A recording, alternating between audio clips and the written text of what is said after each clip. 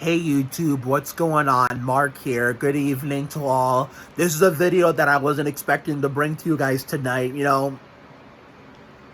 Please excuse me, I just had a big steak dinner. I was fucking it up like Fabrizio Alberto till I started slowing down like Mike Wallace, where to the point meaning I got full. But, I just wanted to come on here real quick and just tell you what's been up with me and why, this has been a change of plans. Now, tonight there was supposed to be a Heat Spurs live watch party live stream in honor of Paris Berelc for her Kenny Wallace Zach Collins 23rd birthday, but since the game got postponed, there'll be no live stream. So I wanted to come on here first of all and wish a happy Kenny Wallace Zach Collins 23rd birthday to Paris Mary Jo Berelc, Skylar Storm from Livin' La Vida Lab Rats, and of course happy Jeff Gordon 24th birthday, or even Devin Vassell 24th birthday yesterday to her fellow Lab Rats castmate, even though they never got to work together at the same time in an episode on the show. And Marie Kelly, Logan, who appeared in the episode On the Edge. It was a two-part special if y'all remember. But anyway, the real reason why I wanted to come on here was to tell you that so then, the Spurs game against the Heat got postponed. There's not going to be another Spurs live stream for a while, but I might go live for the Daytona 500 on the 5 days after I turned Ricky Red 28 years old. I'm still thinking about it. Actually, no, I just pitched the idea just now, but I'm not sure whether or not I'm going to do that yet. But I will keep you all posted and let you all know. But the most important reason I wanted to come on here tonight was to talk about the experience I had last night on Instagram, and you're going to be seeing the video on my Mark Oliveris on YT page, just so, because that's my second TikTok account that I use for my YouTube updates. So, do you guys remember the Big Leap episode? I think it was season 1, episode 5. We were just babies when, we had that Zoe Washington girl played by Brianna Sierra Colan. Well, all things considered, I got to talk to that girl last night on her cousin Jaylene's live stream, and boy, that made me the happiest young man on the planet for 20 minutes, it seemed like, to the point where I originally was just going to chill in here all night last night, but I decided to go downstairs and hold a jam session to celebrate, and this time I made sure to shut the fucking door instead of leaving it wide open like I did the night before, and it's a miracle I didn't wake anybody up. But I was talking to her and her cousin about NASCAR, telling them stories dating back to, when we lost the Intimidator, Ralph Dale Earnhardt Sr., and then I was telling her how, I became a Kyle Petty fan, how long I've been watching, and it's crazy because she said when we lost Dale that she wasn't even born yet. I had to tell her I was born in the mid-90s, and I told her that I was in the Big Leap territory where, to see Ricky Martin in college. I didn't tell her about the 2015 trip, but I did tell her, like, earlier this year, that video, that vlog that you sadly didn't get to see because I made the dumb mistake of accidentally erasing a file off my phone that I needed. But now that I'm going to be using my phone for YouTube on a part-time basis, I won't have to worry about that problem anymore. But so I told her about that. I wish I could have ran into her and the rest of the Big Leap cast, but I only had 1 day of staying there, so I really didn't have enough time. And I was telling her that being a big Spurs fan, how Tim Duncan was my all-time favorite, and how, ever since he retired and Parker and Monter retired and all the good players left, it's like we're not so good anymore. And I was telling her how much I loved Ricky Martin, too, how I even showed her the 1999 album that got me into him, because of the fact that my dad came into the YMCA daycare program that my mom and grandmother were working at out of nowhere to give that to me, and it was a coincidence at the time where I had just turned 5 and the song had just come out, and it was the song and Ricky Martin himself had taken the world by storm at the time, and it was a coincidence I had a CD player with me, and I was sitting next to that girl, my first crush, Nicole Pugsley, and I told her to hold on a second, so I put the CD in the CD player. I already knew the song was big, but I wasn't like fully in love with it yet until I just blasted into my ears myself, and then I just instantly fell in love with it, and then I let her listen, and coincidentally, her brother's name is Ricky, so even though I haven't seen her since we moved to Michigan, the next year, I think of her whenever I hear that song, especially because her brother his name was Ricky.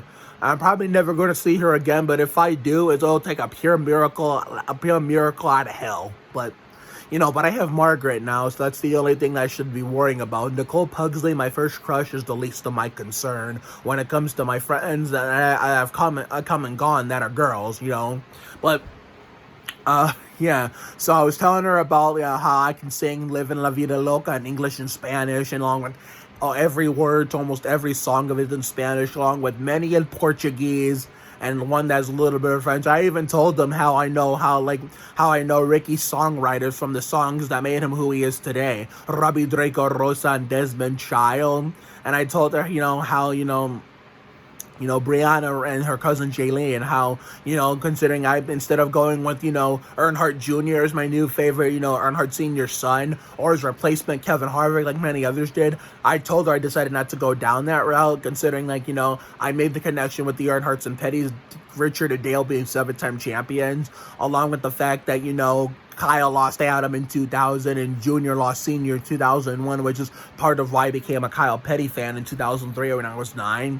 I would have told her every single detail how I became a Kyle Petty fan 2 years after Dale was gone, but I really didn't have enough time for that. But what I didn't tell her is that, even after when becoming a Kyle Petty fan, and then later Juan Pablo Montoya, and even at one point liking them both at the same time, on Lenore and Sandhurst, I had suffered as a kid, and even a teenager, watching them either tear up equipment and wreck race cars every week, run in the middle of the pack, even if they're on the lead lap, or even run 30 at their worst, multiple laps down, every week, considering that, the Petties were not really as good of a team like they once were when the King drove for them long before my time.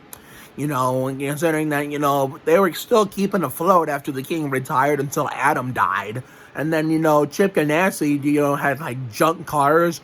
Although, Montoya showed more flashes of brilliance than Kyle Petty did. He made the Chase Plunge nearly won the Brickyard 400. Won 2 races, even they were both road courses. And he came closer to winning more races in general than Kyle Petty ever did in the 45.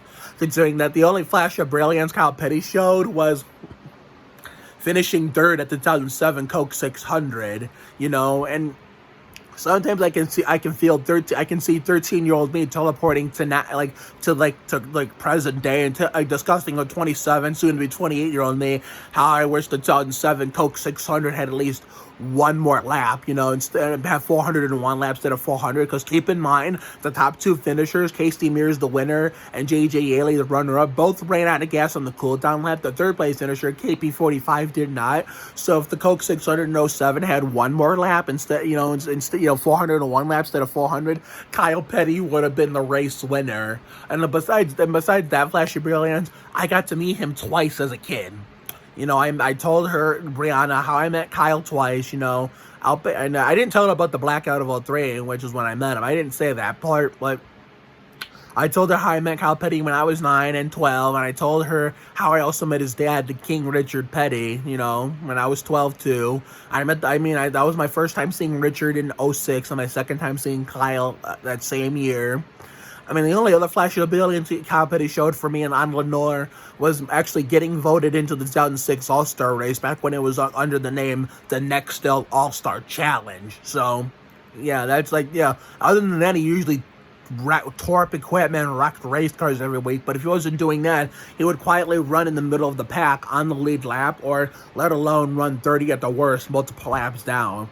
But it's kind of like how, it reversed as soon as I got here, and I picked up the Dillon brothers and more drivers like Daniel Hemrick, Noah Gregson, John Hunter Nemechek, Zane Smith, and it's now all of a sudden the drivers are these days in this house are actually winning races for me, and it's the reversal of fortune. When I lived on Lenore and Sandhurst, the Spurs were really, really great. They were great. Even on West 122nd, my opening 3 years as a Spurs fan, they were excellent. They won a title in 1999 in Duncan's second year, and my second year as a Spurs fan. My first year liking Ricky Martin. They won 3 titles for me on Lenore, 03, 05, 07. They won 1 title for me on Sandhurst in 2014, even though I really wasn't home to watch that because I was in the hotel room I was in the hotel with my dad watching that game because MIS was that same weekend, and I couldn't really make all that much noise and go all crazy like I would have done over in Sandhurst because we would have gotten a noise complaint and got our asses thrown out, let alone apparently banned from that hotel. But it's like ever since I moved here, it's like we've not seen a single Spurs championship, but yet we've seen a lot of my drivers are like these days win races, where it was the other way around at Lenore and Sandhurst, where Spurs were winning lots of games and winning championships while my drivers were barely winning any races. And if they weren't winning or showing any flashes of brilliance, they were always wrecking race cars, tearing up equipment, running 25th in the middle of the pack every week, or let alone running 30 at the worst, multiple laps down. But it's like, how the tables have turned. Now the Spurs aren't so great anymore, and the drivers are winning races from left and right. But I was telling her about that, and I was telling her, what else did I tell her? About how I met Tim Duncan when I was a sophomore in high school at age 17. And, I told her how I met Ginobili too, 2 years later. And she said to me, I quote, "I'm loving all these stories, Mark." And I was telling her every single little detail about me. And that just made me the happiest man on the planet last night. And, I haven't stopped thinking about it since then. So I really wanted to come on here and talk to you guys about that. How it's not the first time I've talked to somebody famous from TV, like a show that I love, past, present, old, new, and it sure as hell won't be the last. So what you're going to be seeing tomorrow, since, we get a free night to chill tonight, and we get to go to bed early and, hopefully get up earlier than we have been, whenever we don't go to work the next day, maybe you'll get to see me, finally get to see that video of me at Dommy Babies wishing him happy Bobby Labonte 18th birthday, while also wishing Jerry Springer, man, a happy birthday too. As long as he puts the Danes away, for the time being while I'm there. He can bring them back out after I leave and go to Dommy Baby's house. But tomorrow for sure, it'll be the last major 2021 video before we do the countdown video, the top 10 Sports Center style countdown on New Year's Eve, and then New Year's Day, a first Spurs game of the new year, and then Sunday, isn't Sunday the day after New Year's Day? Yeah, will be the Brianna Page, Barnhart Arsman, birthday tribute. But if I can't get it done that day, it's okay. I'll just get it done on Monday when we go back to work. So have a good night tonight and a better day tomorrow. Life will give you a lot of lows, but when you hit a high, enjoy it. It ain't for the weak. Goddamn. Take care, everyone. Good night. I will see you all for the next video, possibly tomorrow. And once again, happy Kenny Wallace 23rd birthday, Paris Berelc. Happy Jeff Gordon 24th birthday to Emery Kelly. Most important of all, thank you so much, Brianna Sierra Colan and her cousin Jaylene. Thank you for making my night last night, let alone my Christmas break. I'll see you later, everyone.